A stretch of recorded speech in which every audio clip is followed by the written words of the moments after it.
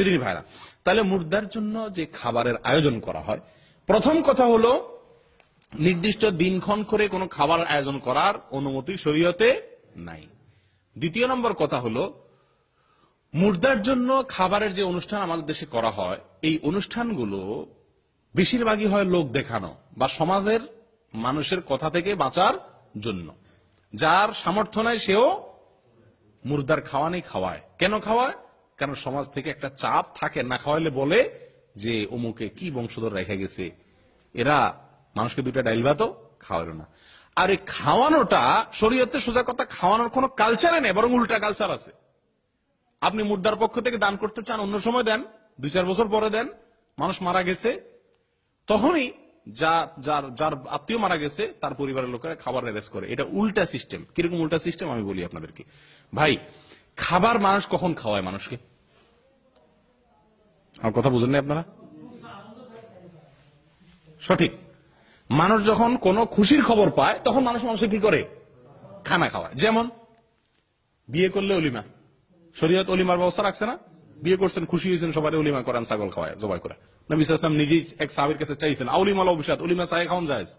অলিমার খানা এমন খানা যেটা চায়ে খাওয়াও কি যায়, যদি কাছের লোক হয়, যাত্রার কাছে না। বুঝে আসছে কথা?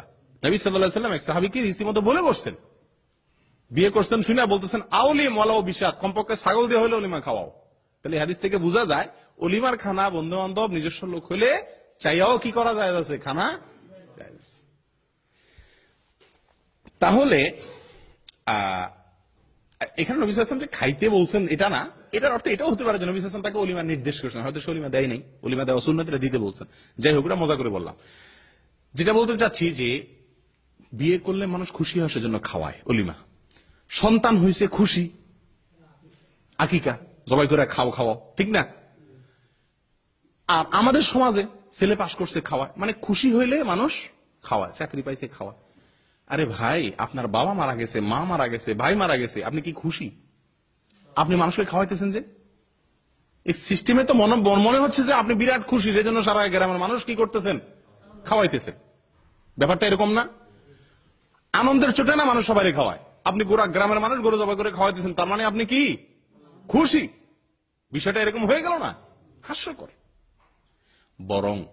বরং ইসলাম কি বলে শুনেন। নবী সাল্লাল্লাহু আলাইহি ওয়াসাল্লাম বলেছেন ইসনাউ লিআলি তালিব তাআমান,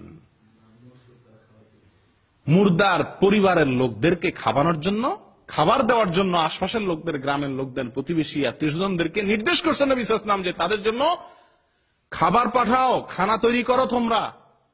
কারণ তারা তাদের প্রিয়জনকে হারায়া বেদনায় ব্যথিত।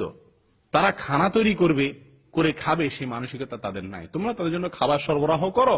আর এই ব্যথাটা এক একজনের এক এক রকম। কারোর ব্যথা 2 দিন থাকে, কারোর 2-4-10 দিন থাকে, কারোর 2 মাসেও ব্যথা যায় না, খানা পিনা তার মুখে উঠে না, হয় না এরকম? তো তাদেরকে বরং অন্য সবাই কি করা উচিত? খাবার দেওয়া উচিত, যতদিন পর্যন্ত তারা স্বাভাবিক হইতে না পারে। আর আমরা কি করি? ময়রা সাইরা 2 দিন 3 দিনের দিনই মাশাআল্লাহ খানার অনুষ্ঠান, উল্টা তার কাছ থেকে সবাই মিলা খায়। খায় তো খায়, কিরকম খানা খায়? মুর্দার খাবারের অনুষ্ঠান নায়ুরি আসে। নায়ুরি বুঝেন আপনারা? না, নায়ুরি মানে কি? আপনারা তো বাংলা ভাষা ভালো করে জানেন না, দেখা যায়।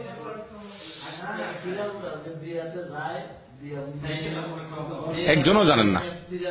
আচ্ছা যাক, আমার কাছ থেকে শুনেন। নায়ুরি হলো, নায়ুরি বলা হয় কোন বাড়ির মেয়েরা যারা বিয়ে হয়ে অন্য বাড়িতে চলে গেছে, এদেরকে বলে নায়ুরি। এরা বেড়াইতে আসলে ওটাকে বলে নায়ুরি আসছে। কথা বুঝে আসছে? মানুষ মারা গেলে তার মুর্দার যে খাওয়ার অনুষ্ঠান করে, খাবার অনুষ্ঠান করে, মুর্দার খাওয়ানি খাওয়ায়, এই খাবার অনুষ্ঠানে সব নায়ুরি গুলো আরে দাওয়াত দেওয়া হয়। সব এলাকার চেয়ারম্যান, মেম্বার, ইমাম সাহেব, মুয়াজ্জিন সাহেব, মাতবর সাহেব, অমুক সাহেব, তমুক সাহেব, গরিব বড় সব মানুষের দাওয়াত দেয় কি দেয় না? এটা ফুর্তির অনুষ্ঠান ছাড়া আর কি আমার বলে? এটা তো ফুর্তির অনুষ্ঠান। এটা কি কোনো মুর্দার অনুষ্ঠান হতে পারে নাকি? এটা কি কোনো ব্যথার চোটে মানুষকে খাওয়ায় নাকি? এটা তো ফুর্তি করে অনুষ্ঠান হওয়ার মতো হয়ে গেল। এই জন্য এটি আসলে কোরআন সুন্নাহ দ্বারা কোনো সমর্থিত আমল হতে পারে না। আরেকটা পয়েন্ট নেন এই বিষয়ে, সেটা হলো মানুষ মারা যাওয়ার পরে আমরা যে খাবারের আয়োজন করি, এই খাবারের আয়োজন আমরা অনেকে বলি যে না, আমি তো খুশি হয়ে খাওয়াচ্ছি না, আমি তো গরিব খাওয়াচ্ছি। গরিব খাওয়ানো একটা ইবাদত। ওই যে মুর্দার পক্ষ থেকে দান করলে সওয়াব, তো গরিবের খানা দান করতেছি। আচ্ছা, এখানে আমাকে বলেন, বা যে কোনো মানুষকে খাদ্য দান করলে সওয়াব হয়, এখানে আমাকে বলেন গরিব খাওয়ানোর নাম দেওয়া হইলেও এই সমস্ত মুর্দার খাওয়ানি গুলাতে গরিব কতটুকু খায়? গরিব কদ্দুর পায়?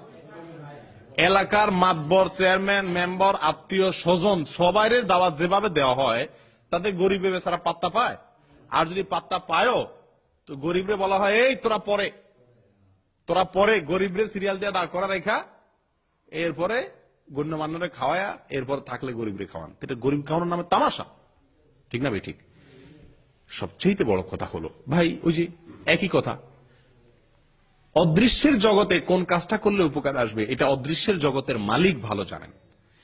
নবী সাল্লাল্লাহু আলাইহি সাল্লামের যুগে বহু মানুষ মারা গেছেন, তিনি বলেছেন যাদের আত্মীয় স্বজন মারা যায় তাদের জন্য খাবার প্রস্তুত করতে অন্যদেরকে নির্দেশ করেছেন। আর আমরা অন্যরা এখন উল্টা তাদের উপর বোঝা চাপাই, তাদের কাছ থেকে খাবার আদায় করি, ঠিক না ভাই? ঠিক।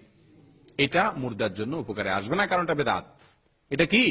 বেদাত। কারণ হাদিসে যা বলছে তার উল্টা করা হচ্ছে। এখন যদি আপনি বলেন যে আমি গরিব খাওয়াচ্ছি, তো গরিব খাওয়াইতে হলে অনুষ্ঠান করার দরকার নেই। তো গরিবরা আপনি আইনা অনুষ্ঠান করবেন, তার বাসায় খানা দিয়ে আসেন, এতিমখানায় খানা দিয়ে আসেন, মাদ্রাসার লীলা বোর্ডিং এ খানা দিয়ে আসেন, গরিব দুঃখীদের ঘরে ঘরে চাউল দিয়ে আসেন, ক্যাশ টাকা দিয়ে আসেন, হয়ে গেল। আপনি যে খাবার অনুষ্ঠান করতেছেন, এক তো এখানে সমাজের লোককে দেখানো, দ্বিতীয়ত হলো যে আত্মীয় স্বজন, নায়রি, নেতা গোতা যারা আছে এদেরকে খাওয়ানো, গরিব হলো নাম কেউ আসতে। তৃতীয় হতে হলো দিনক্ষণ ঠিক করে খাওয়াচ্ছেন। চতুর্থ হতে হলো নবী সাল্লাল্লাহু আলাইহি ওয়াসাল্লামের যুগে মানুষ মারা যাওয়ার পরে সওয়াবের উদ্দেশ্যে মৃত ব্যক্তির পরিবাররা অন্য কাউকে খাবারের অনুষ্ঠান করছে, এর কোন নজির পাওয়া যায় না। গরিব খাওয়াতে চাইলে অনুষ্ঠান করার প্রয়োজন নাই। এগুলো বেশিরভাগ লৌকিকতা বা সমাজের মানুষ কি বলবো এটা থেকে বাঁচার জন্য।